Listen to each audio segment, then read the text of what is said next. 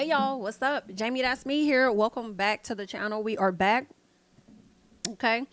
I had to run out real quick. All right. So we did not get a chance to finish our live from earlier today. So we are back because I want to talk more about this stuff. Okay.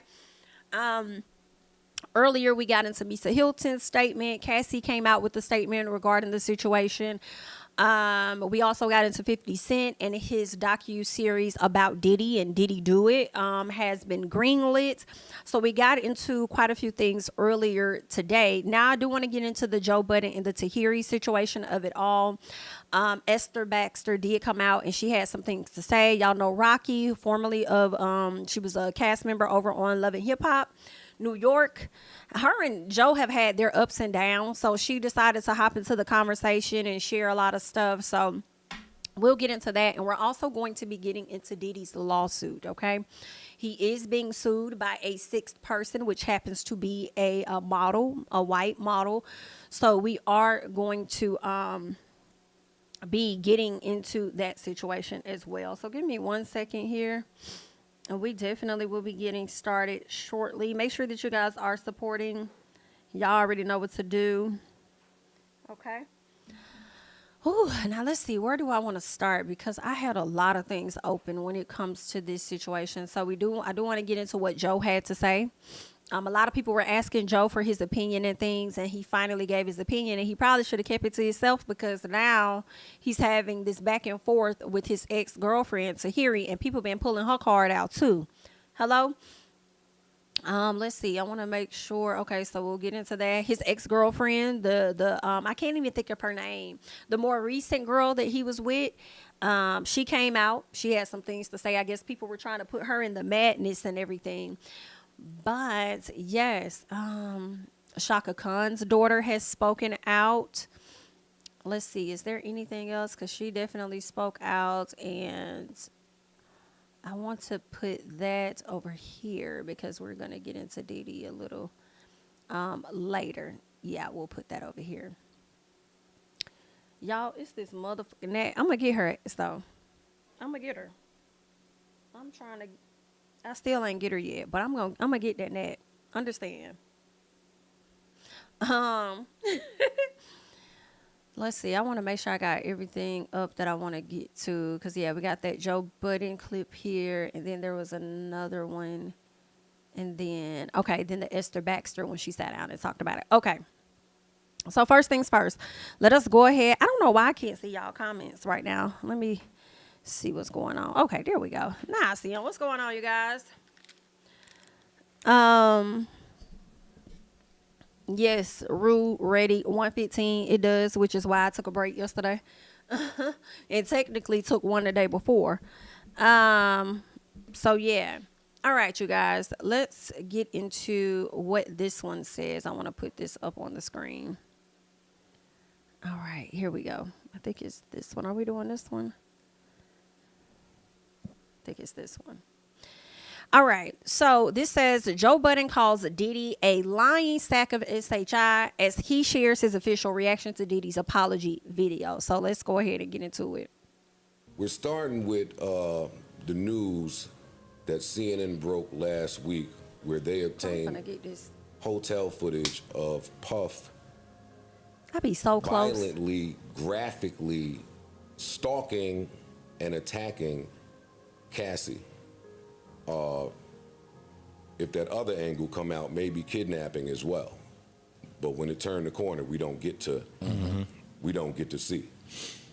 But you ran a long way down that hallway, and if you dragged her even 4 more feet, yeah, we now include kidnapping. That shit was disgusting. What we all had to witness.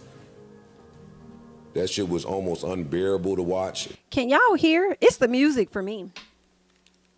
I'm like, did we need this extra music underneath to hear what the hell he got to say? We just want to hear Joe straight. I'm like, did the people that edit this do this, or was it Joe's actual website? I mean, podcast that edited this. But let's try and make out what the hell going on. What he's saying. I'm certain that was triggering for a lot of people. Absolutely. A lot of people that saw it. And that was Friday. I assumed that he would go and just hide somewhere. But why would you do that when you are just a glutton for attention? So he pops right back out. Talk about tone deaf. Talk about inability to read a room. Where are the fucking publicists? Where's anybody in this moment? But he pops back out with this half-hearted bullshit apology that was like, it's almost offensive. It was like a slap in the face, that apology. I didn't even watch it. I don't need to hear from him.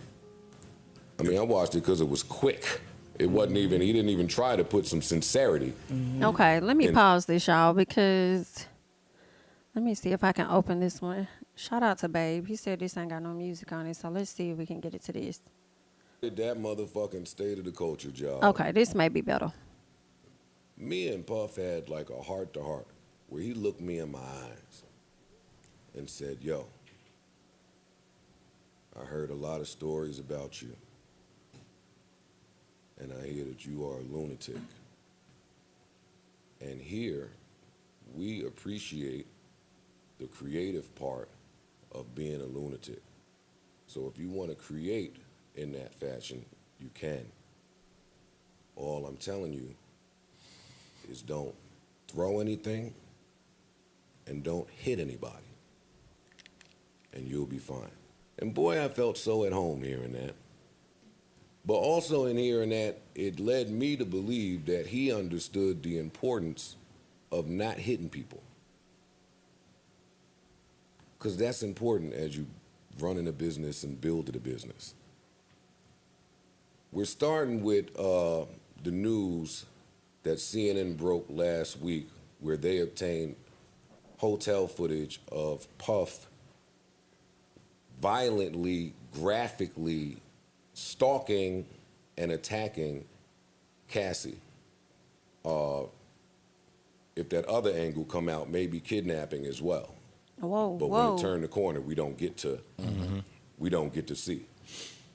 But you ran a long way down that hallway, and if you dragged her even 4 more feet, yeah, we now include kidnapping. That shit was disgusting, what we all had to witness. That shit was almost unbearable to watch. I'm certain that that was triggering for a lot of people. Absolutely. A lot of people that saw it. And that was Friday. yes. I assumed that he would go and just hide somewhere. But why would you do that when you are just a glutton for attention? So he pops right back out. Talk about tone deaf. Talk about inability to read a room. Where are the fucking publicists?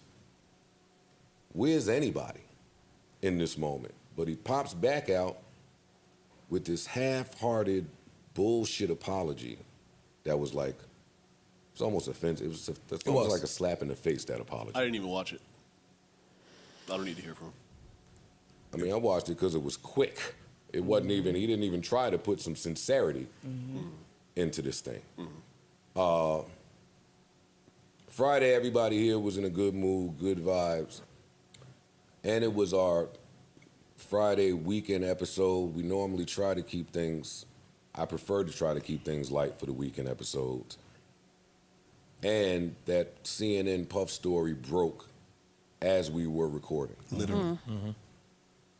And while we did touch on it, when I listened back, I didn't feel like enough time was devoted to just how much of a fucking lunatic that nigga looked like and what that means industry-wide for all parties involved out here. And he looks like a fucking nut. He looks like a complete Monster. just a complete evil piece of shit. That's how you used to look. What I saw on that video, as horrific as it was, lends a lot of credence to anything horrific I've ever heard. Yep. And that's the uncomfortable spot. Well, it's all uncomfortable, let me be clear. But maybe he was unaware of some of the things that were out there about him. That real niggas is just running around saying, nah, shit sounds so crazy. When you hear about people blowing up cars, it sounds like some movie shit. Mm-hmm. I need footage. I need something. When you start hearing about some of the other things we've heard about, I think that video allows for everything to be back on the table. Mm-hmm. To run down that hallway in a towel after a woman that is barefoot trying to escape.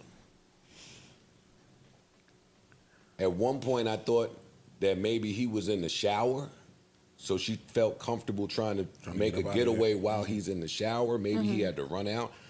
Another theory was maybe this nigga was asleep. Something was happening in there where she felt. She wrote it in her civil suit. She wrote that he was sleeping. She was sleeping. And she took that opportunity to grab some things and run out the door. The first thing I'm thinking is, yo, dog, that's somebody's daughter. And you have daughters. And you have daughters. Mm-hmm. That's somebody's sister. That's somebody. People love this person. This is a tiny, little, beautiful girl.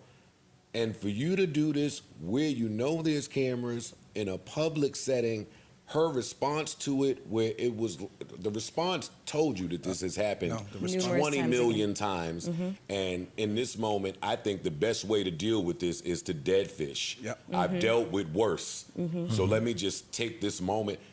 Dog, that was the you are sick in the fucking head. You sick in the fucking head, nigga. The psychological games that you playing as a nigga that ain't right. Outside of all of that, outside of what we saw, outside of the probably hundreds of cases that we don't know about because you done got some NDAs popping or cut some deals with some people prior to. Or threatened. This shit lends credence to anything that Gene Wolfe is saying. Gene Jaguar.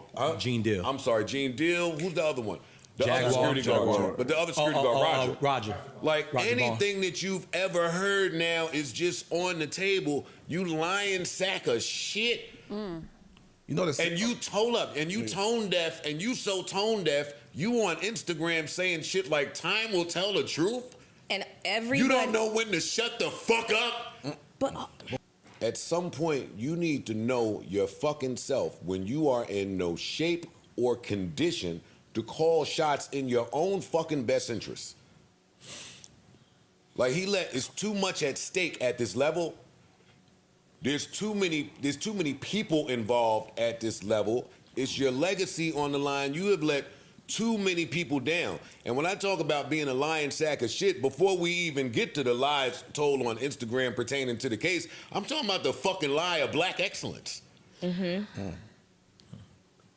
It's a few of you niggas moseying around out here under the good name of black excellence, and you niggas are living like pieces of shit.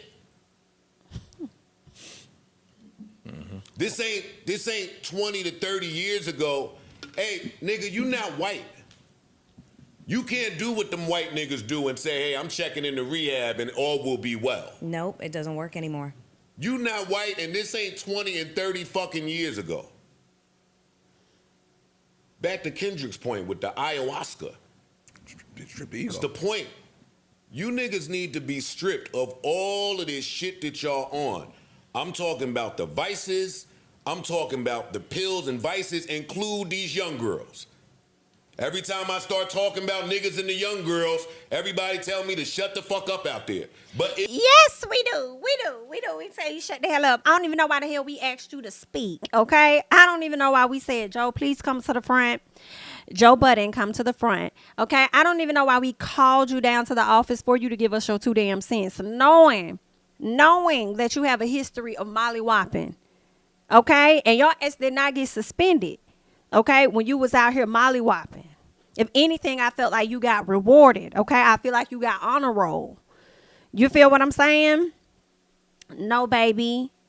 No, and I feel like, Joe, everything you're saying, you are right in what you're saying. The problem is coming from a person that is judging another that too has been down this a similar road. Okay, now you may not have executed your power in a sense to take advantage of a ton of people, but you have done, according to the women that you were with, okay, you have done similar things. Okay, you have assaulted them in a similar fashion as Diddy. Okay, much worse in my opinion, because it led to Esther Baxter losing her child.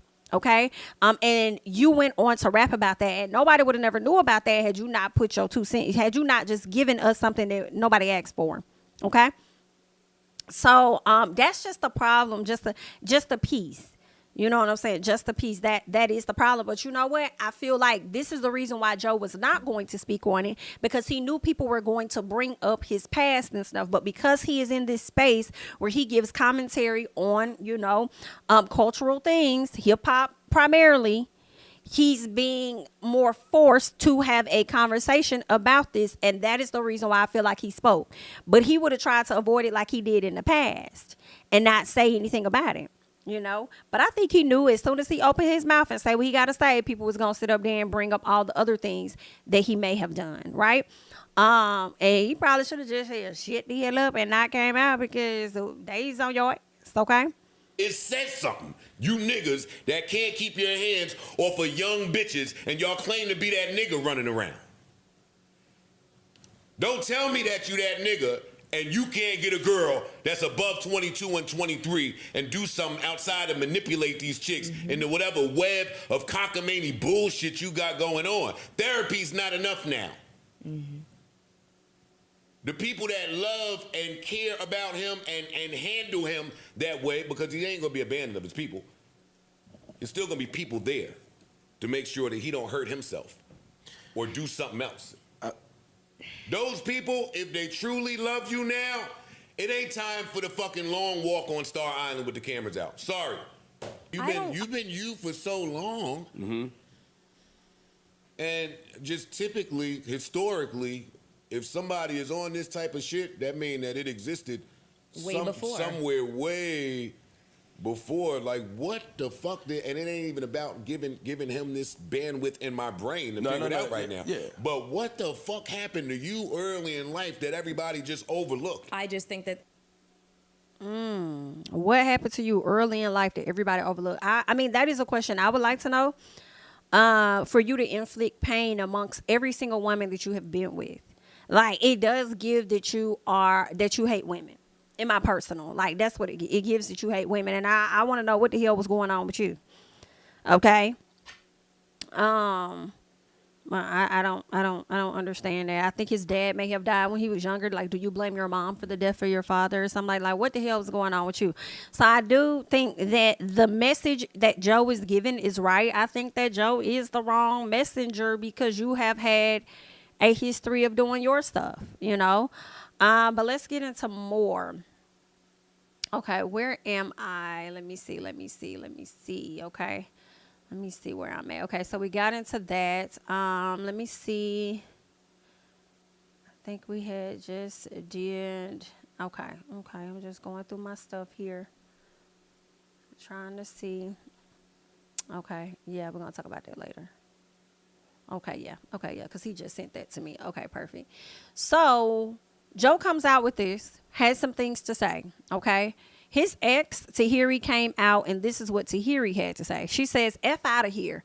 Who? The irony. This is so triggering. I remember Joey throwing me down a flight of stairs, dragging me back into the house, and me having to talk to him into letting me go, okay? She says this happened for hours. She had to talk to him and get him to let her go.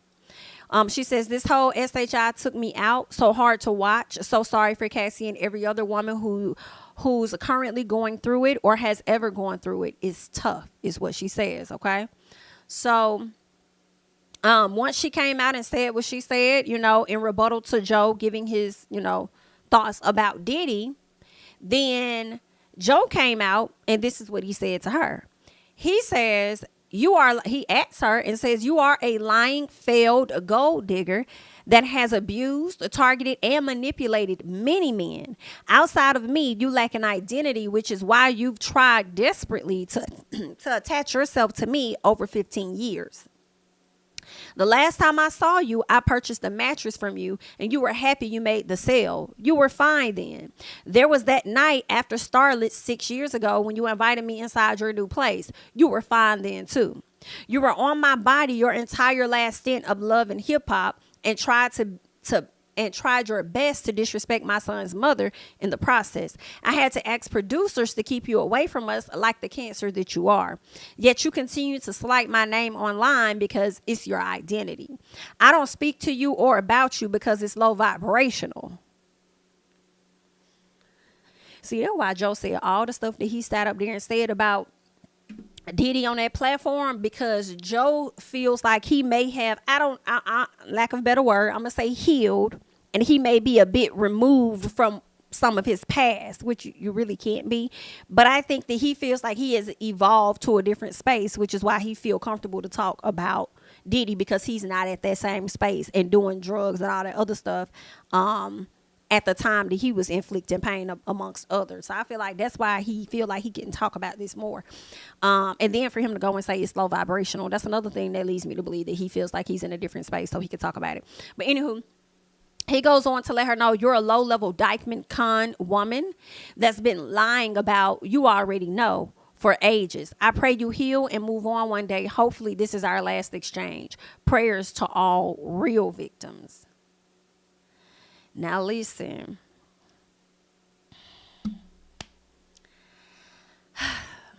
I feel like Tahiry can be confusing. They have been clocking the dog shit out of her over on Twitter.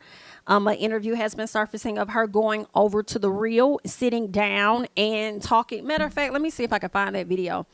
But she went over to the Real and she was talking about how her and Joe are good, you know, and it's amazing that she was able to put things past her, you know, based on everything that they've been through and stuff. And she's kind of, you know, she says they're in a great place or whatever. So people have been dragging her about this, right? But I also feel like I do think that Tahiry has a violent nature to her as well, I will say. But I also feel like it doesn't mean that what happens to her didn't happen to her either. You know what I'm saying? They could have been violent to each other, but even with saying even with saying they were violent to each other, you still have to acknowledge his role in that as well. You know what I'm saying? But I'm going to play this for you guys so y'all can get into what the people had to say.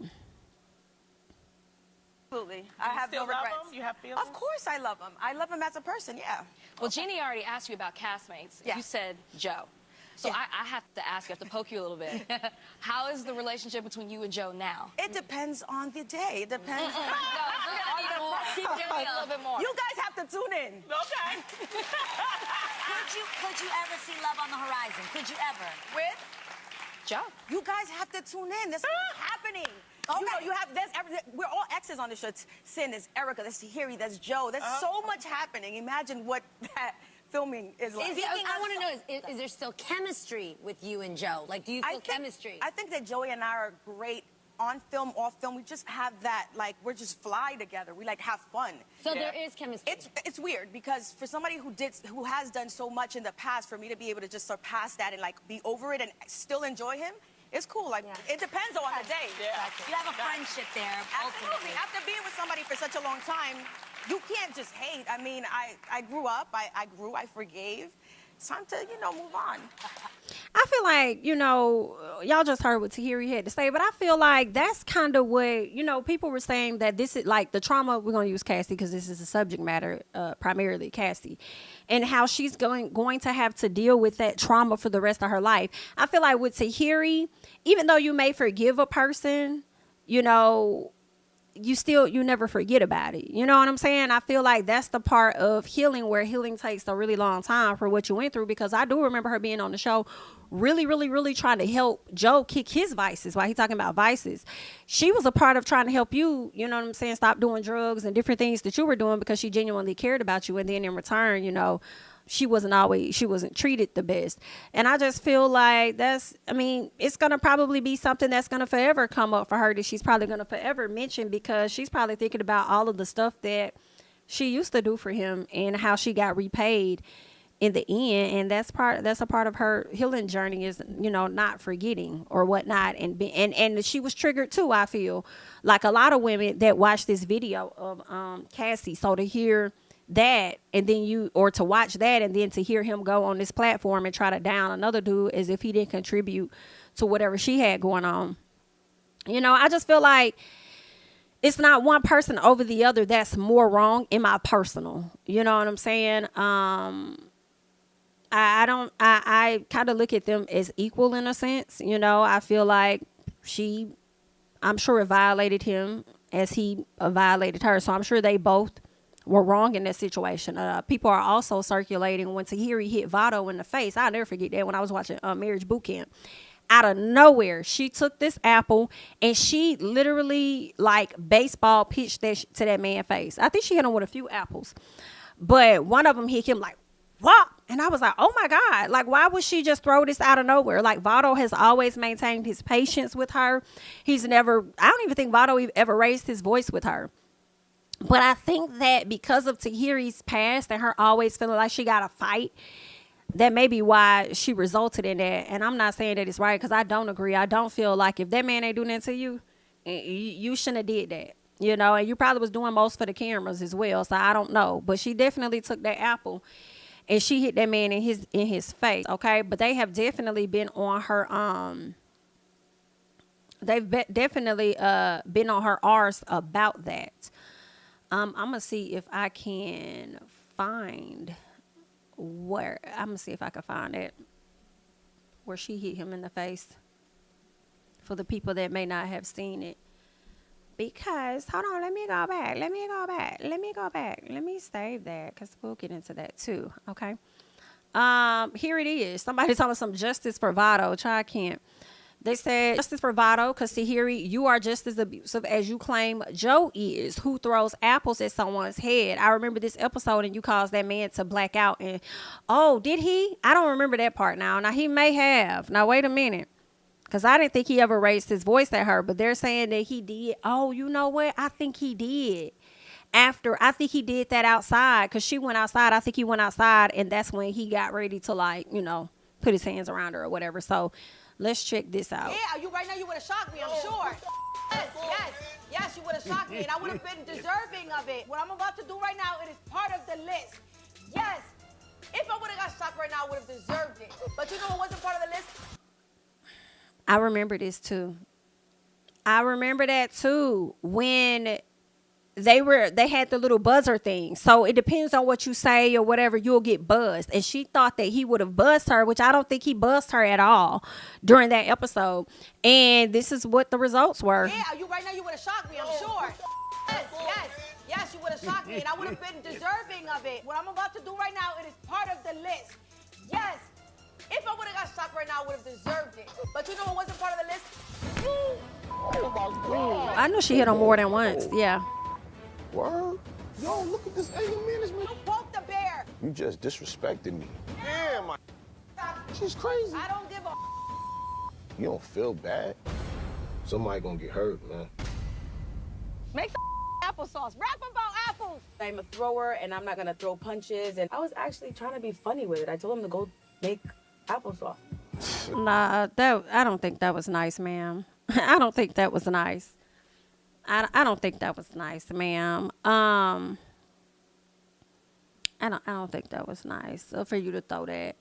I also don't think, from what I'm remembering, if he indeed choked her, I don't think that was right either. I mean, I do understand you wanting to respond and stuff, but I don't even think security got in the way of that.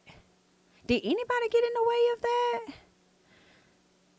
At some point, because if not, she probably would have been choked the hell out if nobody. So somebody had to have ran up.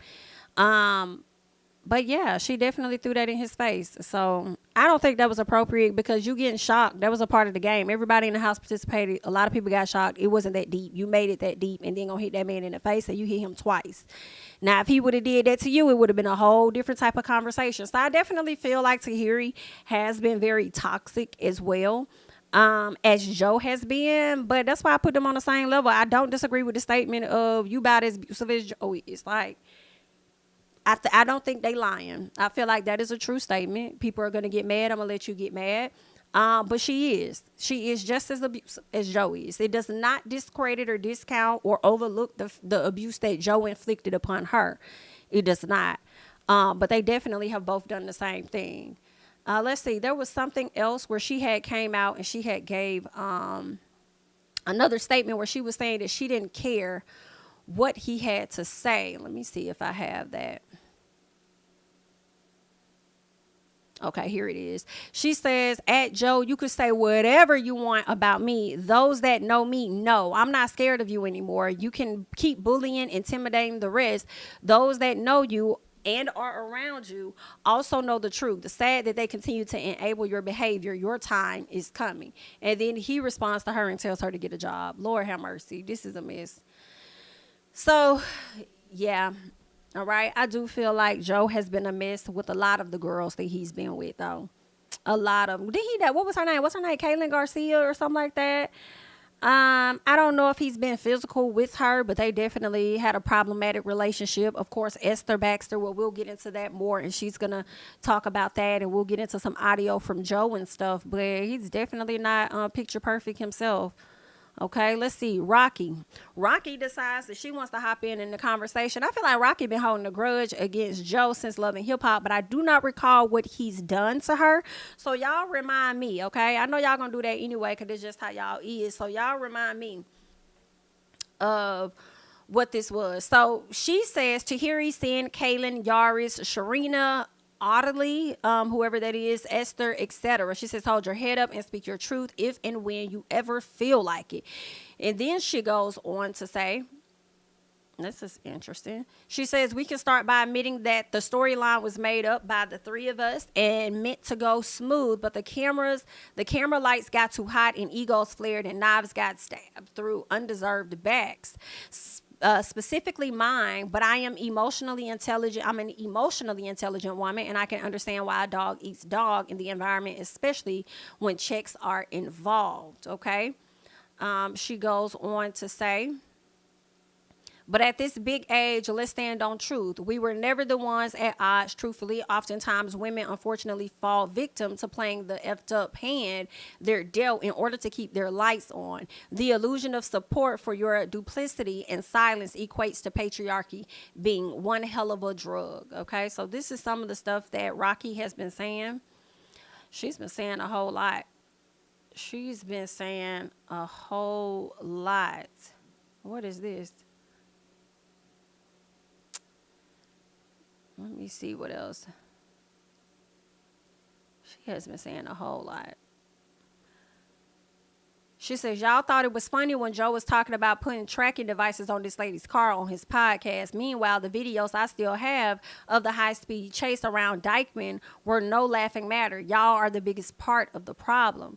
She says, y'all could see and hear it all and make the choice to keep supporting, consuming, and essentially handing over financial gains for sick, psychotic behavior. You're all a part of it. She says, and for the record, if we're using time as the measuring stick for how significant the conversation is, she says the clock started over when I was fed to the wolves a couple of years ago because he knew y'all would turn on me as opposed to canceling his ass for the effed up SHI he did to that girl. By the way, I block every single BITCH as that.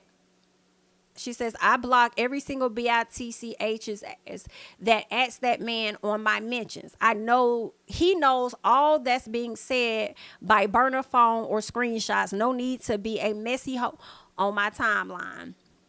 Girl, people do be real messy with that. When you talk about something, then they be trying to act the person too. Y'all, they be so messy, girl. She says, the wildest part is that I am utterly going super easy on everyone. I really got the napalms in the stash, but slow and steady wins the race. A simple effing apology would have kept SHI at bay, but no, you want to keep throwing stones like a weirdo. So if you're talking about Joe, when you say an effing apology would have been kept at, would have kept SHI at bay, are you saying that you wouldn't talk about the DV if Joe would have given you an apology?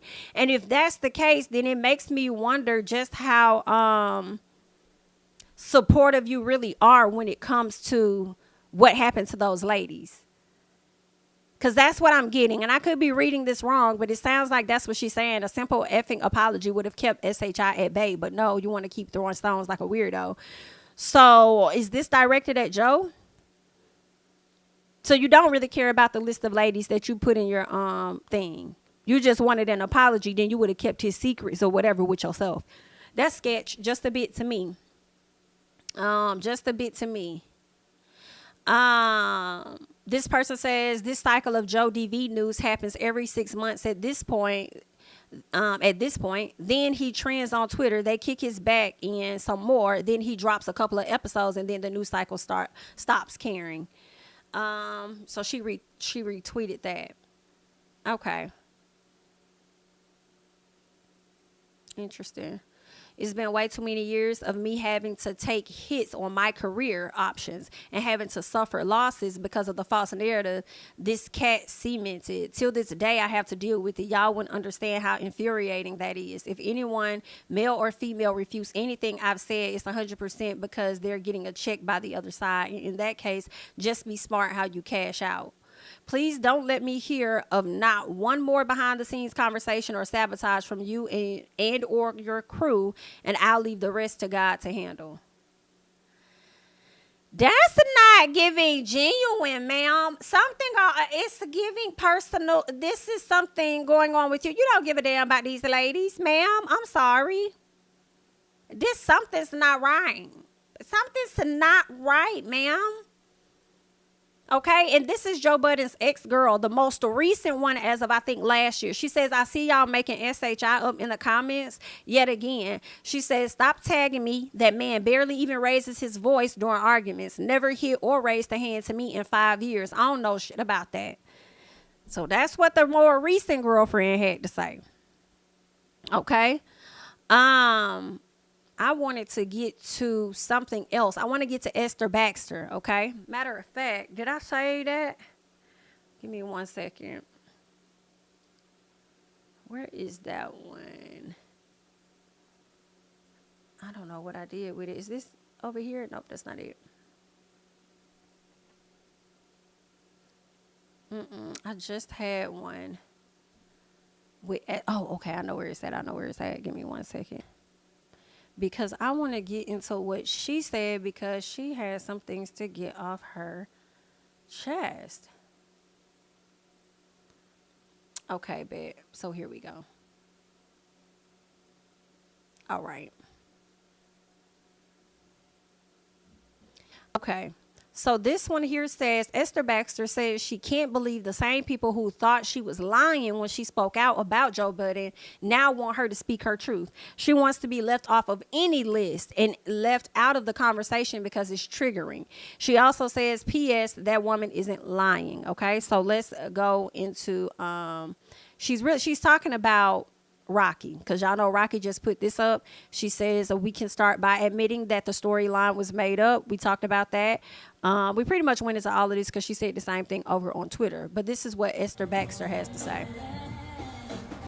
Neither side needs to drag me into this, please and thank you. She says, I be in my own little world minding my own damn business. Stop playing with my peace. Not believing literally, some vocally expressed that they thought that I was lying. Now ask me to do what? You want me to speak my truth? I did. I did when it mattered. I did at the time. And I'm gonna mute it for a second. But I don't blame her. Like, girl, you didn't give a damn then. And now you coming on here online being all performative and shit, like you really care when the whole thing that you're doing is trying to get back at Joe for whatever vendetta and whatever issue you got with him. That ain't got shit to do with me. You should have really had my back when that shit mattered. Don't be trying to use me for your own personal game and the bullshit that you got going on. Leave me the fuck out of it. I've been over here living in my peace, trying to do the best that I can, like I've been doing, navigating what happened to me. And then now you want to try to bring me, oh, hell no. Yeah, I think she should have cussed her out. High key. You know what I'm saying? Because also I do feel like this. What has happened to Tahiry, Esther, Sin, and any other women, Kaylin, whoever he's dated, I feel like that is their story for them to tell. Not you. How you know they even wanted to come out and say anything? They probably didn't even want to speak on nothing right now. Well, Tahiry did. And that was her. She had her right because that is her experience. I don't feel like Rocky should have said anything in my personal. Because it just doesn't come off genuine. If anything, you allow us to see you for who you really are. And yeah, I don't like that. I don't think that's cool. I don't think that's cool at all. But let's get into more. I feel like I need to close out of some of this stuff. Let me see which one I want to get into first. I think I want to get into this interview that Esther Baxter did a while ago. Let me see. Yeah. I want to get into that. Let's check out this interview that she did a while ago. When was this interview? This was 12 years ago. Guys, this is Ali with Bossip.com. I had a chance to sit down with Esther Baxter today and talk to her about her relationship with Joe Budden, his new audio track that he just released about her, and also their abusive relationship. Here's an exclusive with Bossip.com.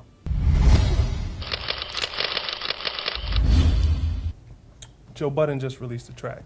Looking like a groupie, or maybe I misunderstood when you said y'all two was making a movie. Looking at the shit pal, I stepped in again, and to top it off, your whole ass is pregnant again. Whoa. First heard that track.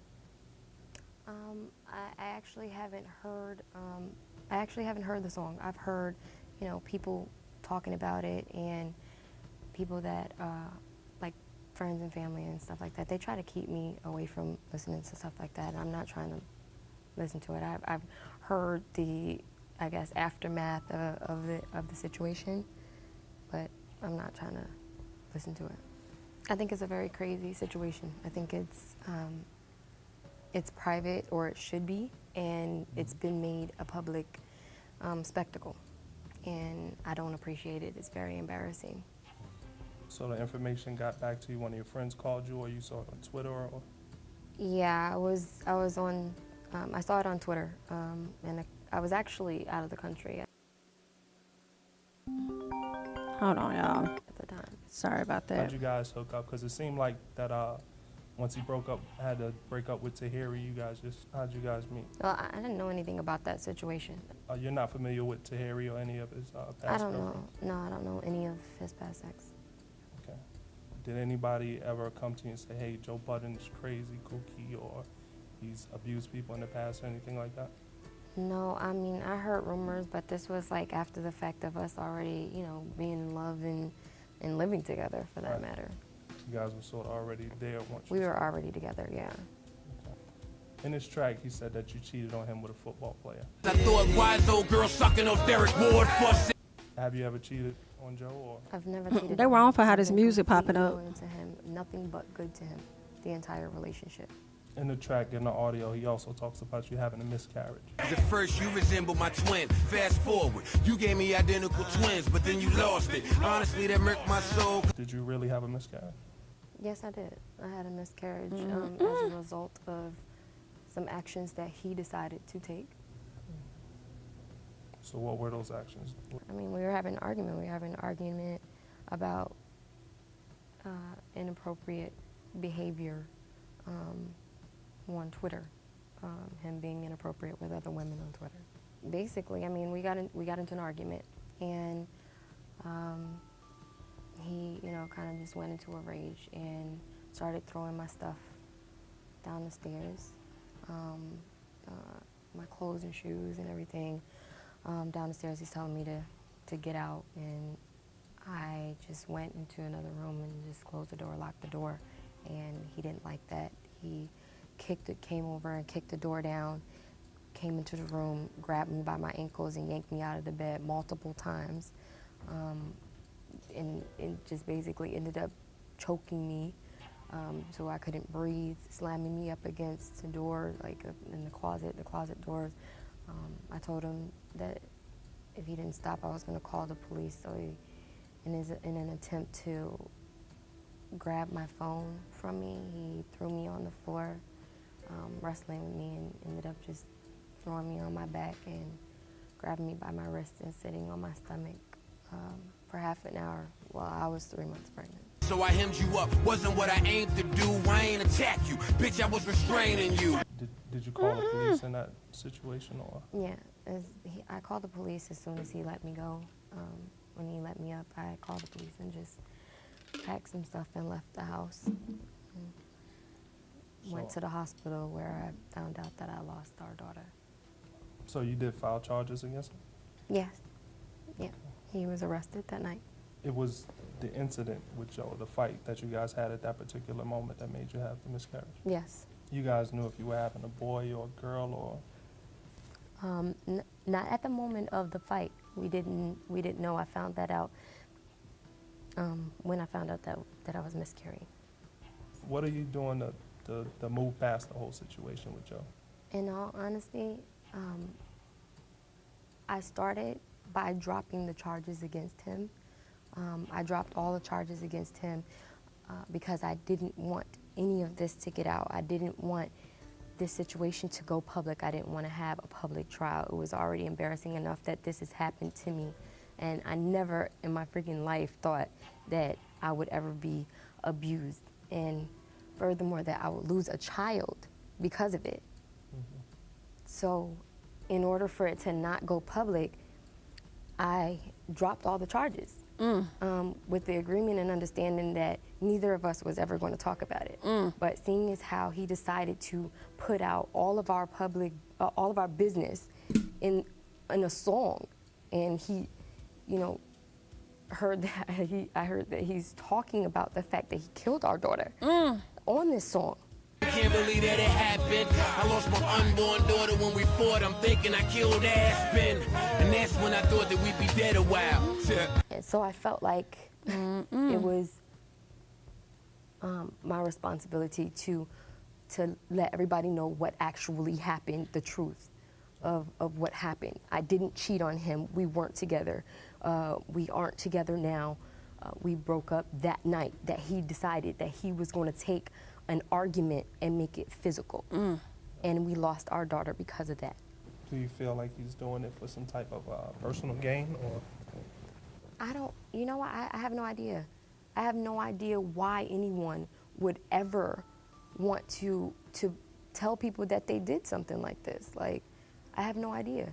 I don't think that anyone who's capable of doing something like this and costing the life of a child and then deciding to do a song about it, I don't think that person, is right. Like, I don't think that they could be seen. Another thing that he said was that you're currently pregnant. Is that true? No, I'm not pregnant, and I haven't been since February 28th, since we lost our daughter. Do you feel like Joe is mentally ill, or he has problems or issues? I mean, I'm not a doctor, I can't diagnose him, but in my opinion, he has some serious issues, and he really, really needs some help. If Joe Buddens was sitting here right now, what would you say to him? What would you have to say to him? Get help. Get help. What do you feel like you've learned from this whole situation? To try to get to know someone a little more, or dig more, I guess, into their past and see, if they have had any type of issues or something like that where this can be prevented. I mean, in all honesty, he is a very, very charming guy. He completely won me over, and I would have never, ever thought in my entire life that, or in the entire relationship, that he would ever put his hands on me. He had never done it before. That was the first and the last time that he put his hands on me. So what advice would you give to, like, younger women out there that have gone through your situation or are going through your situation? Basically, if you do get any signs, if you see any signs, then you need to leave. You need to get out. Hopefully it doesn't get to the point where it got me, where I lost my child because of this situation. And obviously, because of what he's doing now, he doesn't have any regret or remorse for what he did and what he cost me. This whole entire experience has been very traumatizing for me. And Like I said, I never thought that this would ever happen to me. And never would I have ever thought that he would put this out into the public, that he did this or that this happened. It's embarrassing and very, very traumatizing. All right, so y'all heard that. She broke all of that down and had no intentions on speaking on it, and even dropped the charges or whatever, just so that this does not make it out and he still go and disrespects her in that manner. I feel like Joe be forgetting that he did that. You made a whole song about it. Maybe that was around the time that you was doing drugs or something like that, but sir, I do see y'all in the chat saying that Sean Kingston, his home has been raided. The people are saying, let me get that off the screen. Let me see what y'all over here talking about, girl, because we're going to get back into Joe now in just a second. Yes, she did it. She fixed it. Okay, I'll check that email in a minute. Let's get into this. Child, this had just happened a few minutes ago. Hold on. Let me see if I could change my little thing real quick. Child, hold on. Sean, what you had done, y'all, during this time as I'm getting my life together, can you guys please make sure that you are liking up the video? And we're going to take a little intermission, I suppose, and we are going to touch on what the hell is going on with Sean Kingston. First of all, what the hell Sean Kingston got going on? Girl, I thought that he was sitting down somewhere. Don't nobody be checking for him for real. But why is your house getting raided? What did you do? Are you connected to something that happened with Diddy or something like that? Like, what is that really giving? What is that about, you know? Give me 1 second, honey. I'm over here trying to see what is what. Now, what is this over here? And they done raided this man Florida mansion? Give me a second. What you done did, Sean? Oh, this is some messy stuff. SWAT team seen at the South Ranch. Oh, wow. This is a lot. This is a lot, Sean. Let me go back over here so that I can get what I need to get, and then we are going to get into what the hell is going on over here at this man's house. Now, why is they not letting me open this? Well, that's a problem. Let me see. I don't like that this thing is acting like this.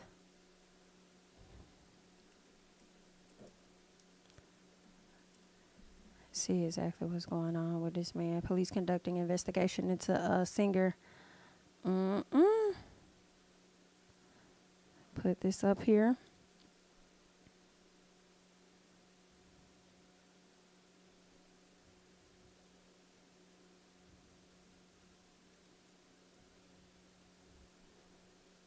This is a mess.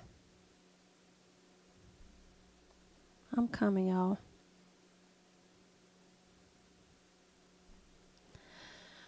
All right, let's see. So let us go ahead and share this. Give me 1 second. Share my screen over here. Out to the 500 plus people that we do have in the chat, come on into the room. They're saying that Sean Kingston's Florida home mansion has been raided by the SWAT team.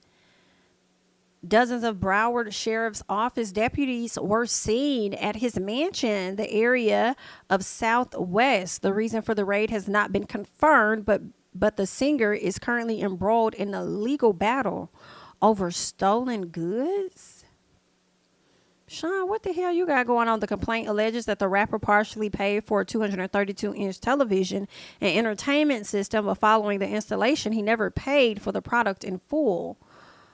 So it looks like Dennis Card, an attorney, said he basically has a sales pitch that he goes through to defraud people. He induces them into giving him really expensive things. We know that our property is inside this house right here. So as soon as the raid takes place, we are going to have a crew of people in there to reassemble it and take it back to its rightful owner. Not you over there supposed to have all this money, honey, and you is over there trying to take from the people. I know somebody said all hip hop had it, so let me go over here and see if we can check out what this what they doing over here with this raid. Why is your house? Girl, this is a mess. This is really loud. Maybe it's my audio. Hopefully it's not too loud for y'all.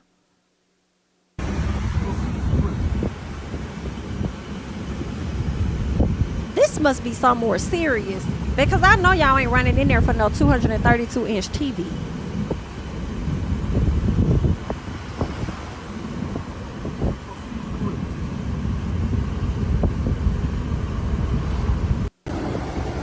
He got something else going on. He got something else going on. I refuse to believe that this is all about a 232-inch TV, but it sounds like he defrauds a lot of people, so he might have a lot of stolen goods inside of his home that belongs to other folks. So I think this is deeper than that. I really do. That's crazy. Girl, I don't be understanding how y'all, either that or y'all be faking. Y'all be acting like y'all got all this money and stuff, but then y'all be out here still participating in stuff like y'all down bad, like regular folks or something. I mean, maybe y'all is. Maybe y'all are just regular folks with a little bit of fame. But, okay, good luck with that, Sean. All right. Let's see. We got into Esther Baxter. So, let's see. Joe Budden responds to his ex-girlfriend Tahiry's claim that Joe Budden was physically.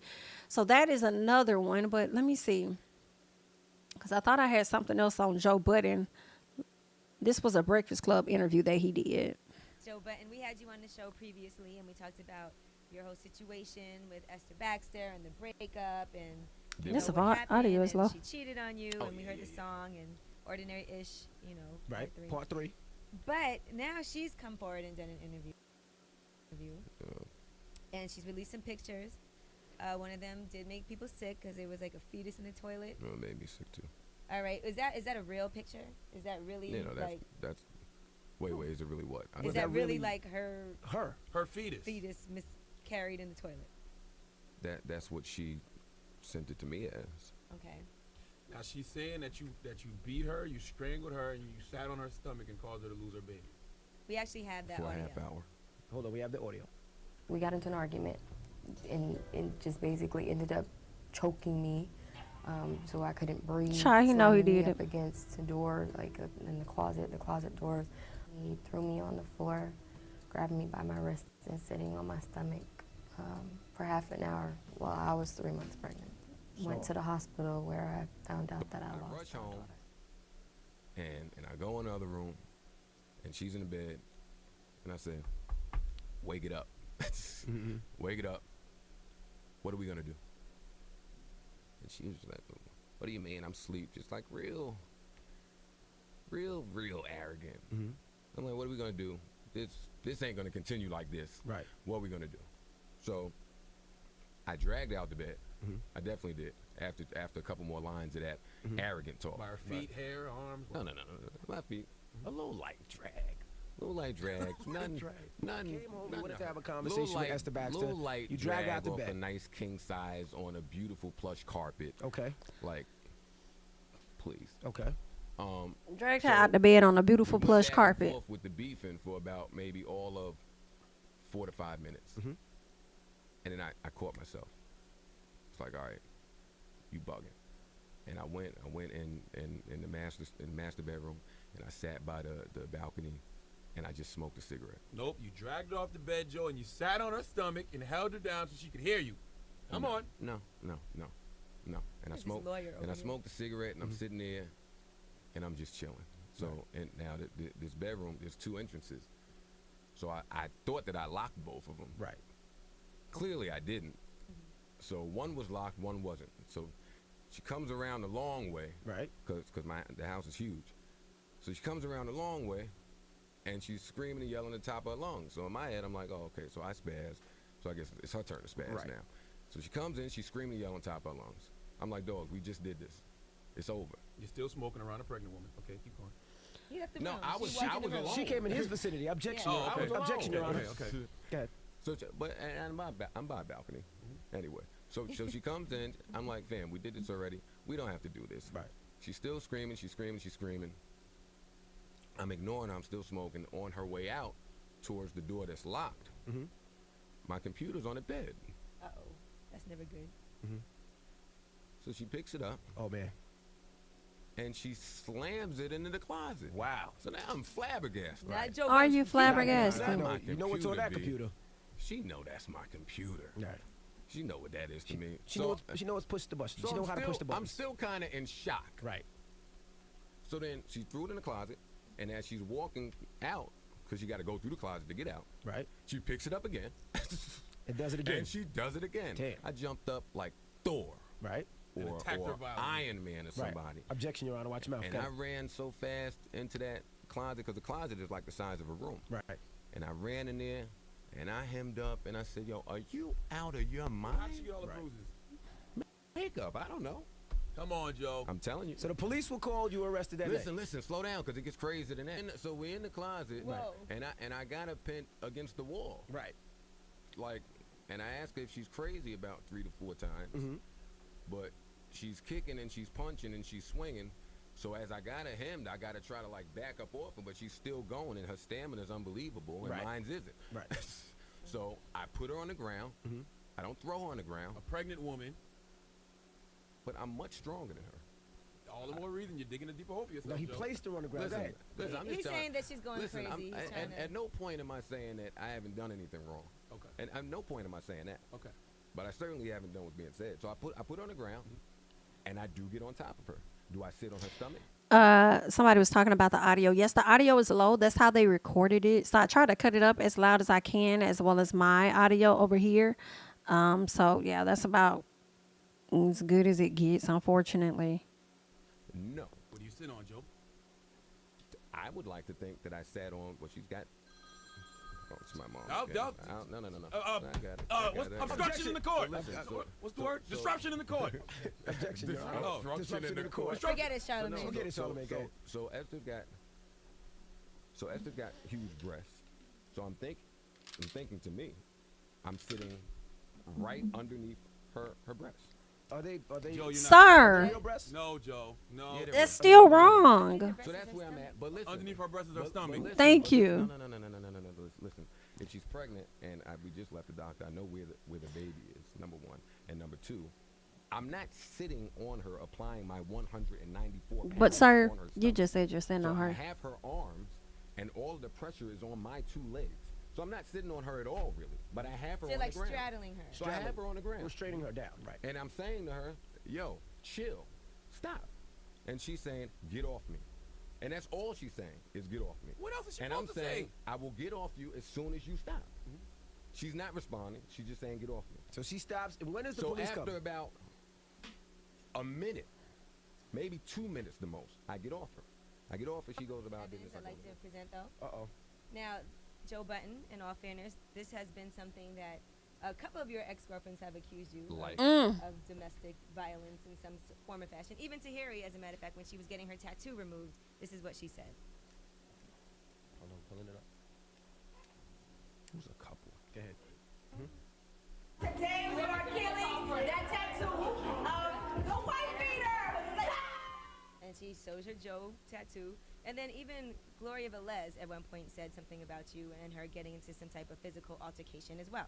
You know what? A lot of these get away with a lot of like hitting women. Joe Butt. Joe Budden. Let me tell you something. The original Birdman. Joe is finished and done. Joe came on the Breakfast Club. Joe came on the Breakfast Club, and I said, Joe, did you sit on her stomach? He said, no, I sat under her breast. Well, Joe, you wouldn't know anything about being in a good relationship because you're never in one.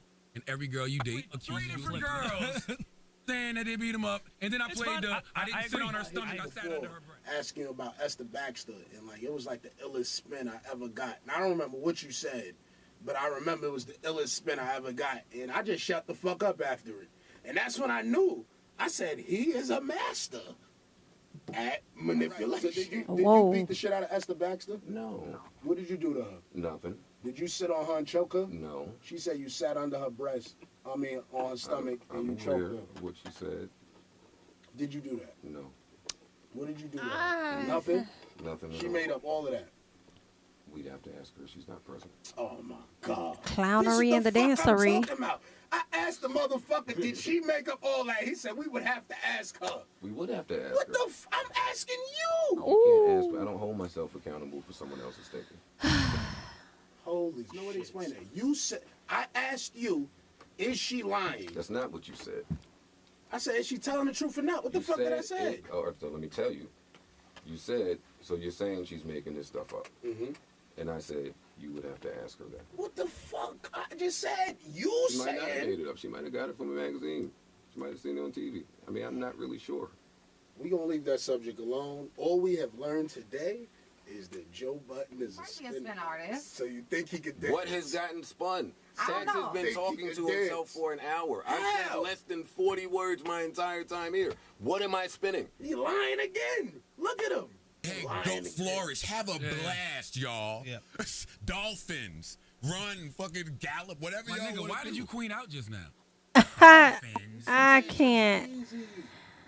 I thought the same thing. Thank you for the super chat. Savannah says, so he's flabbergasted when he woke her up and dragged her out the bed?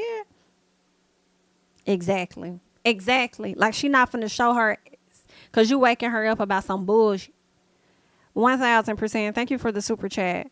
This right here was a mess. So yeah, I don't know, y'all. Listening to this playback, and this was uploaded 7 years ago, but I'm not sure exactly when the interviews took place. Based on the grainy footage, it's kind of giving that it was closer to the time that Esther spoke out against him, which was in like 12 years ago. So it just, listening to this does kind of make me question like whether Joe has like changed a bit. I mean, he may not be physical in this day and age, but it's just he has the gift of gab is what I'll say. He knows how to kind of like word things and not give admission to things. I feel like he's good when it comes to, talking and stuff like that. So, kind of like finessing the situation. But yeah, so this is what happened, and this is apparent. Esther she hasn't always been as vocal as Tahiry, but I don't think people never not believed her story. And honestly, he confirmed it himself because he the one that came out and spoke out against it. She just added color to the situation so people really know what the hell was going on. You feel what I'm saying? Brandon, no, not tonight. There is not a panel tonight. We will be taking this week and next week off, and we'll be back at the top of June. So yeah, so that's what's going on. And then there was something else, and we're going to get into Diddy as well. I just want to wrap up this Joe Budden situation. Back when Tahiry was accusing him of being physical with her, and I want to cut some of this audio down. I don't want to blast y'all ears off, child. He does go and he speaks on that situation. So let us check out what he has to say here. Oftentimes, some of these stories come out, and we're in this moment where we support everybody. For me, this was nasty and disgusting. Too many years because I've chose to remain quiet about certain things, just so you could continue a certain narrative. Those days are over now. This young lady is a liar, a cancerous, toxic liar. You were abusive. You used to beat my ass. You threw shit. You hit me. You kicked me. You did a whole bunch of shit that's not normal for a man to speak out about because it makes you appear less manly. Mm-hmm. But that was a really, really toxic situation. You said or made it oftentimes as though your nose was broken as a result of abuse by Joe. You were not clear in how and when and why you got your nose broken. You called me when you got into that physical altercation with that gentleman and he punched you in your face and your nose was broken. Why this story is coming up now and how it's related to me exactly, I'm unclear. But I can tell you what happened since your memory seems to be a bit foggy all of a sudden. I received a phone call. Yo, I'm heading to Sin City after party. We're going to turn it up. You go there, you can get in a situation with a guy, he punches you in the face. I receive a phone call. We're on our outs. I only remember this because I was out cheating at the time. I got a phone call. Yo, I got into some shit at Sin City. I need you. As though we came. I was at the hospital. Were you with me at the hospital? Mm-hmm. There's public record of this. See, and that gets me to some of these bloggers and some of these just reporters that refuse to just authenticate some shit or fact check some shit. This shit is easily searchable. You have been clout/check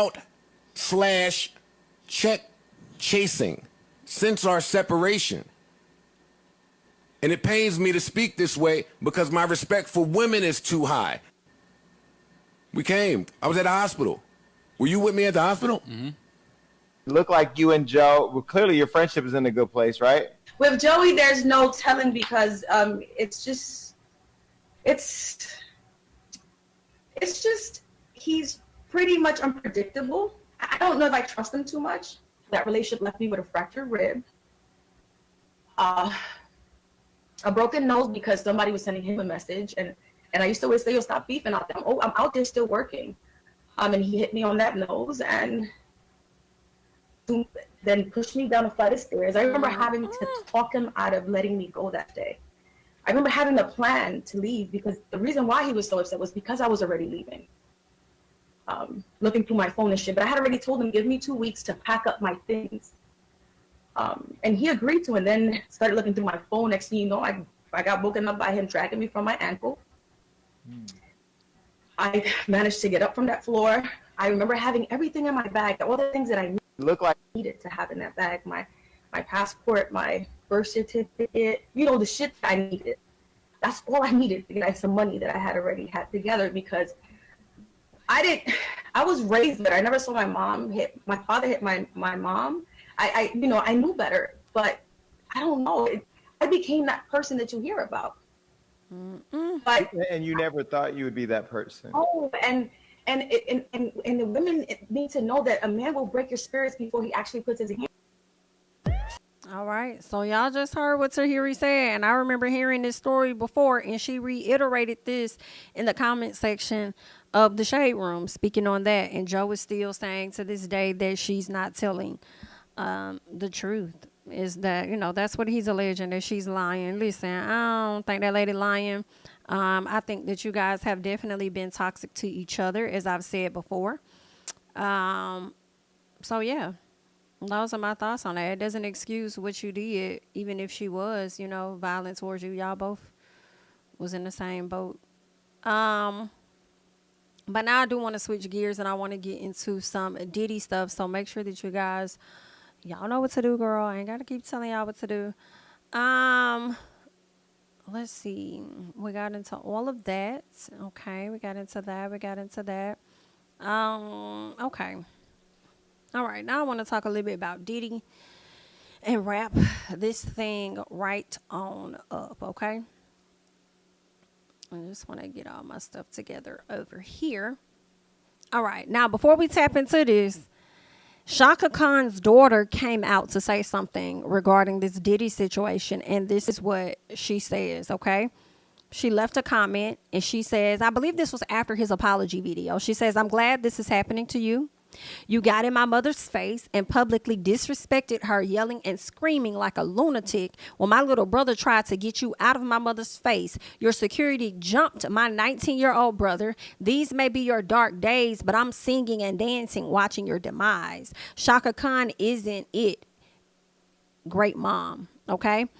That's what she says. And I believe what she's saying. When I think about the Lorianne situation and how him and Lorianne got into it, I could see this too. I could see him jumping up in her face. I feel like at a very early age of him entering the industry, Diddy always had this arrogance about him, in my opinion, where can't nobody tell him. He's always had that about him. Always. Okay? Which is one of the reasons I believe he ended up getting released from Uptown. Some people said that it was because of the incident that he had that was tied to this celebrity basketball game or something like that, and like 9 people died. This was like earlier on in his career. He was tied to a lawsuit along with Heavy D and some other folks because they did not have the proper security. So some people kind of got squished. I guess something popped off and people were trying to get out of a certain exit. It was too many people. So some people ended up getting squished. It kind of makes me think a little bit about the Travis Scott concert type thing. So some people lost their lives, and he was involved at a young age in this lawsuit or whatnot. Of course, he was working at Uptown Records, but according to Andre Harrell, I believe there was a white man that was in charge, and Diddy did not like the fact that Andre Harrell was taking like orders from the white man or whatever. So he was kind of like, you know, you gonna let him talk to you like that, like F him, da da da da. And Diddy also had some exchange of words with that dude. So, you know, you can't be around too long. Like, I'm your boss and his boss. Who the hell you think you is? So, you know, he ended up getting kind of fired, but not really. He got released from Uptown Records, but according to Andre Harrell, he continued to pay Diddy out until Big Diddy found some other type of work. You know what I'm saying? So that's something that he did. But yeah, he's always been that type of, you know what I'm saying? Always had this arrogance about himself, in my opinion. And the more he got money, power, respect, you really couldn't tell him. He really felt untouchable. In my personal, you know what I'm saying? So there's that. Let's get into this lawsuit, though, because this is yet another person coming to the front. Diddy is facing yet another lawsuit filed by a former model who claims the disgraced mogul enticed her with promises of career advancement, but she claims his plan was far more sinister. Crystal McKinney claims in the suit, that's from 2003, she says that when she was 22, she was invited to a men's fashion week event in downtown New York City. She met Combs at the event, and he invited her back to his studio. She says shortly after their arrival, Combs and several colleagues were drinking Hennessy and passing around joints. Okay, she took a hit, which she said was very powerful and felt as if she was floating. She claims the joint had been laced with a narcotic or another drug. Now, Crystal says Combs then demanded she follow him to the bathroom, where she says he forced himself on her, began kissing her, and shoved her head down to his crotch before commanding her to suck it. She says that she refused, but Combs then pushed her head down and forced oral. She started walking away, but then felt woozy and lost consciousness. She says the next thing she knew, she woke up in a taxi and realized she had been SA'd. It's unclear from the lawsuit if she's referring to the alleged forced OS, okay, oral, or another sex act that might have occurred while she was unconscious. She claims she was subsequently blackballed from the modeling industry, got severely depressed, and attempted suicide in 2004. Okay, they're saying Crystal says upon seeing news of the lawsuits filed by Cassie and others, she knew she had a moral obligation to speak up. All right, so this is what she's saying, and give me some time. I do have the lawsuit over here somewhere.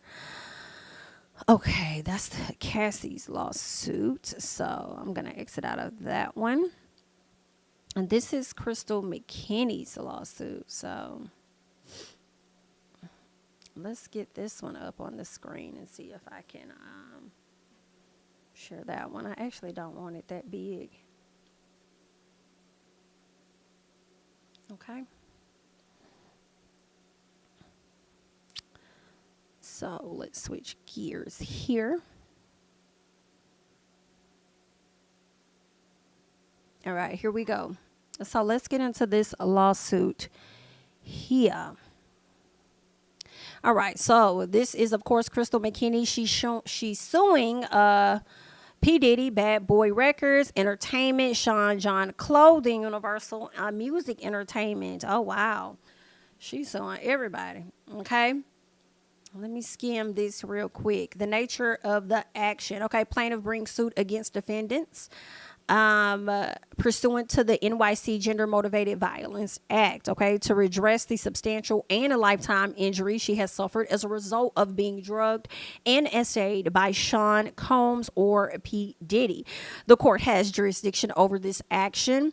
They're saying that insofar as there is complete diversity between the parties and the amount in controversy exceeds $75,000. So she's looking for a big payout, okay? Now, she is a citizen of Georgia. Defendant Combs is a citizen of California. So they're listing all of the different companies that she is planning on suing here, okay? Let's see. Let's get into more.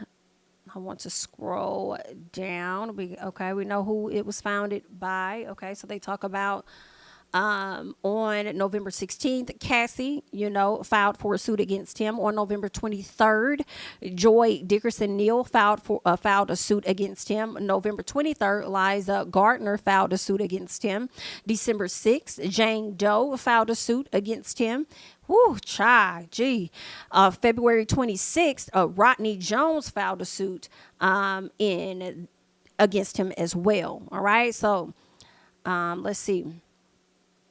Okay, yeah, 92, Combs founded Bad Boy Records, a record label who has sold over 500 million records, which produced records by Mary J. Blige, Notorious B.I.G., as well as Usher. Okay.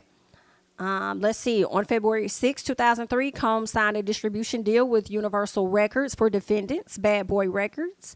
All right. And from 2003 to 2005 and 2009 to present, Universal Music Group has and continued to distribute Bad Boy Records catalog. All right. She mentions more about Sean John Clothing, because y'all remember he had sold that. He sold the company. And see, this is that man just sneaky, baby. I don't care what nobody's talking about. I remember he sold this company, and I think he sold it to Boo Hoo. But they were using, whoever he sold it to, they were like using his likeness of some sort. So then it was like he sold the company to them, but he didn't want them to use his likeness, even though he sold them the clothing brand. So then he turned around and sued them back for using his likeness, and he actually won the case and got some money off of that, right?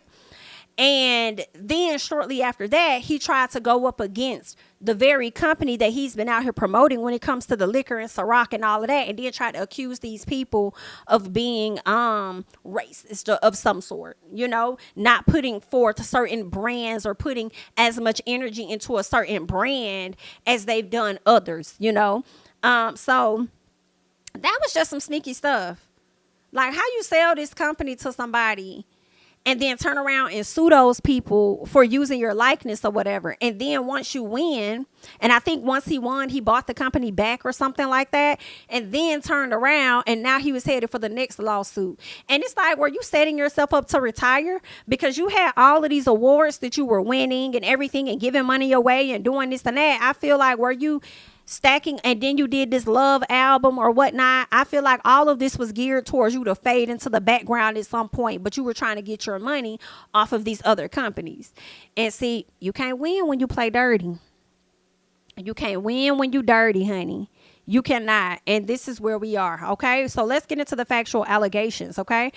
They're speaking on the plaintiff who begins her modeling career. They said at the age of 17, the plaintiff won MTV's inaugural model mission on December 5th of 1998. All right. They're saying it was a televised modeling competition akin to Miss America, and was awarded a modeling contract with IMG. Shortly thereafter, the plaintiff's career took off. The plaintiff modeled for a Tommy Hilfiger jeans company. They're saying plaintiff was also featured in Macy's catalogs, Elle, Cosmopolitan, Mademoiselle magazines. Now, they said the plaintiff also made appearances in television and film programs such as MTV's Total Request Live, TRL, Fashionably Loud, True Life, and a movie with Joan Rivers. Okay. Furthermore, the plaintiff had international modeling gigs in Germany and Australia. All right. A fashion designer invites plaintiff to a men's fashion week to meet Combs. In 2003, when the plaintiff was 22 years old, a fashion designer invited plaintiff to attend a men's fashion week event held in New York City. At the time, the plaintiff was engaged in modeling gigs in Miami, Florida, and flew to New York for the event. The designer told the plaintiff that he would be introducing her to Combs, which would advance her modeling career. The designer began to direct the plaintiff's appearance as he sought to ensure Combs found her attractive. All right. For instance, the designer instructed plaintiff to go to Elizabeth Arden to get a root touch up to ensure it was platinum blonde. The designer then handpicked a black leather coat with a fur hood, a translucent chiffon beige V-cut shirt, fur-lined handbag, and jewel-encrusted jeans for plaintiff to wear to the event. Due to the traumatic events to occur later, plaintiff saved the unwashed clothing from that night in her closet, where they remain in a plastic wrap. And I see why she did that now. At first, I was just hearing that she saved it, and I'm like, okay, that was smart, wise, because I'm thinking that, she was violated in that manner. But because she was drugged, she doesn't know whether she was or not. And I think that was even more smart, because you don't know to really, save that. You know what I'm saying? Listen, I guess she always knew her time was going to come, and here it is now. She's feeling more empowered to come out, but she saved that baby. So now, I don't know how long it would last. I would hope it's still some evidence, DNA, something on there, because if it wasn't him, it was somebody. You know what I'm saying? Something. So I'm going to be able to tell from that. So, girl, this is messy, but it's also a question of, I think it will be relevant to civil, because it's so far out of the jurisdiction that nothing criminal will happen. It's sad, y'all. It's so unfortunate. Combs makes promises of career advancement. Soon thereafter, plaintiff took a car to downtown New York City, where the designer was dining with Combs and others. Plaintiff felt little control over the events, as she was directed what to do and put on display for others in attendance. For instance, the plaintiff sat down at an empty seat next to the designer, but he insisted that she sit down directly across from Combs instead. Once seated, Combs made a very public display of coming on to plaintiff in a sexual, suggestive manner, which continued throughout the dinner. For others to hear, Combs bestowed compliments on plaintiff by stating, for example, that she was beautiful and that her eyes were gorgeous. Later, and at more intimate volume, Combs told plaintiff was going to make it big one day as a model. When I hear this, and this is a blonde-haired woman, it makes me question about Aubrey O'Day and what she really went through in this situation. Is there more? I already feel like Aubrey is withholding some things, but I'm wondering if anything like this may have taken place between she and Diddy. You know what I'm saying? If she too suffered the same, fate as this young lady. So let's keep going. They're saying Combs provided plaintiff with his phone as a gesture of good faith in his promises to help her. Throughout their interactions, Combs was flirtatious, bordering on leering, as he leaned across the table towards her. Combs also plied plaintiff with alcohol throughout the dinner, as he repeatedly refilled her glass with wine. After the meal ended, Combs told plaintiff that he wanted to get to know her better. Combs asked plaintiff to call him a bit later. Plaintiff felt confused, but hopeful that Combs would fulfill his promises to help her career. Later that night, Combs requested plaintiff come see his studio. They put the address. They were saying plaintiff felt reassured that she would be with others at the studio rather than alone in a personal residence. When plaintiff arrived, she found that Combs and several other men were seated together. She found that they were passing around a bottle of Hennessy and joints. After plaintiff sat down, one of Combs' associates asked her, "Do you smoke weed?" To which she responded affirmatively. All right, Combs' associate replied, "You've never had weed like this before." The plaintiff later came to understand that Combs had laced the joint with a narcotic or other intoxicating substance. Okay, Combs passed her the joint, and plaintiff took a hit, which felt very powerful. Although plaintiff insisted that she had enough after that, Combs pressured her to have more alcohol and marijuana by telling her that she was acting too uptight. Plaintiff felt as if she was floating. This kind of, just hearing you know, trying to force alcohol, marijuana, telling the person they act too uptight. Why this got me thinking about Keke Palmer, what she had hid in the closet when she had went to Trey Songz's party or whatnot, and she was cringing. Interesting. Let's keep going. In the bathroom, Combs forced himself on the plaintiff and began to kiss her without her consent. They're saying that Combs shoved her head down to his crotch before commanding her to suck it. Plaintiff refused. But Combs pushed her head down to that area anyway and forced her to perform it on him. As she was being assaulted, plaintiff left panicked and physically sick. Afterwards, Combs led plaintiff back into the studio. Upon standing and walking, plaintiff felt more and more woozy. Then she lost consciousness. Plaintiff awakened in shock to find herself in a taxi cab heading back to the designer's apartment. Okay. As her consciousness returned, plaintiff realized that she had been SA'd by Combs. Plaintiff felt humiliated and traumatized without recourse. Following the assault, the plaintiff's modeling opportunities quickly began to dwindle and then evaporated entirely. Upon information and belief, Combs had plaintiff blackballed in the industry and utilized his significant influence to impede plaintiff's career growth. Okay, they're saying the plaintiff became severely depressed as she began to blame herself for the assault and for sabotaging her own career. And I hate that she blamed herself. I wonder if that designer was aware of what was going to happen at all. I feel like a little blaming probably should have went over there, but let me be quiet. So they're saying the assault led plaintiff into a tailspin of anxiety and depression. In or about 2004, the plaintiff attempted to unalive herself and was hospitalized. Everywhere plaintiff looked, she was reminded of Combs' assault, as Combs was an inescapable presence in music, television, and film.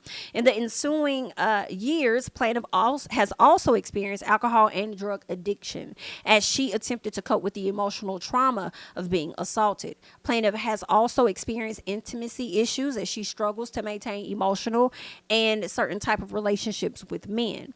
Plaintiff was married from approximately 2006 to 2010. Okay. However, her marriage fell apart as she had a mental breakdown due to the memories of the assault. Now, Combs' assault has altered the trajectory of the plaintiff's career, denying her a successful and lucrative career in the modeling and film industry. To this day, plaintiff experiences bouts of depression, anxiety, body image issues, feeling of worthlessness, and intimacy issues because of the assault.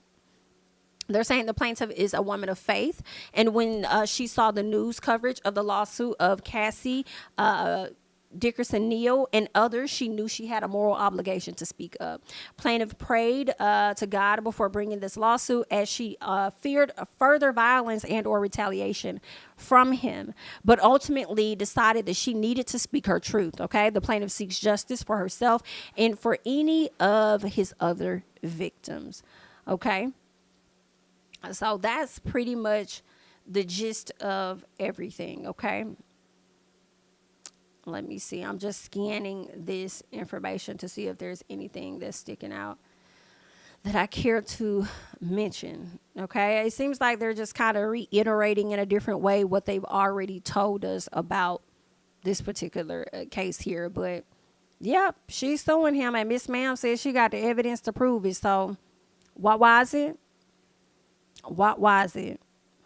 Okay, so we shall see. She's definitely looking for her coins, punitive damages for defendant's breach of contract. She wants compensatory damages for mental and emotional injury, distress, pain, and suffering, and injury to her reputation in an amount to be proven. Child, ain't this something here? Ain't there something here? Anything is possible.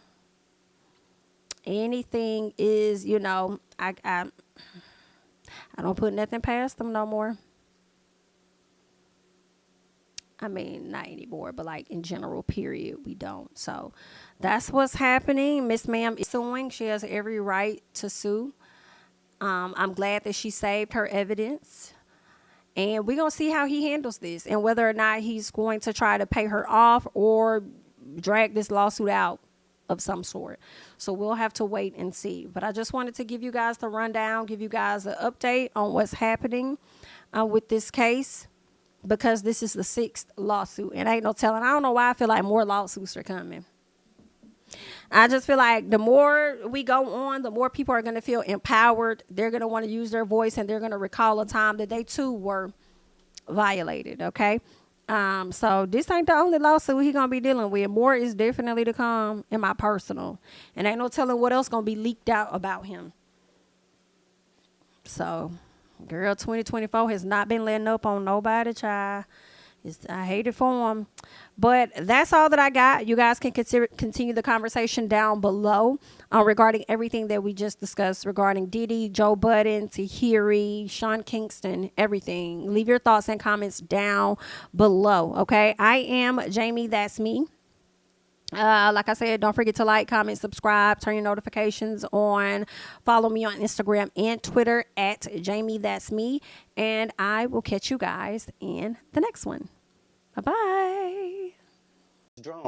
It's God's side. King of my city and cul-de-sac. Coming out swinging like soldier rags. Leading my people like quarterback. Boy, I study this shit, I'm an almanac. Had to get up and grind. Knowledge is booming, I'm here to apply. Came with the chip and the dip, it just single the mind. We finna do more than survive. I need my check. Spinning the block for the Gouda. We hitting the jeweler to flood out the net. We don't do beef on computers, I'm straight out the sewer. We come when you rest. Niggas be looking perplexed, so keeping my foot on their neck. No map, I trust my gut for the quest. With drama, I'm fully abreast. I was ready for years and they doubted me. All of a sudden, they tell me they proud of me. I've been dropping these haters like calories. Cross them out, I came back with some boundaries. Stand for my honor, but you run no corner. Packing the stick with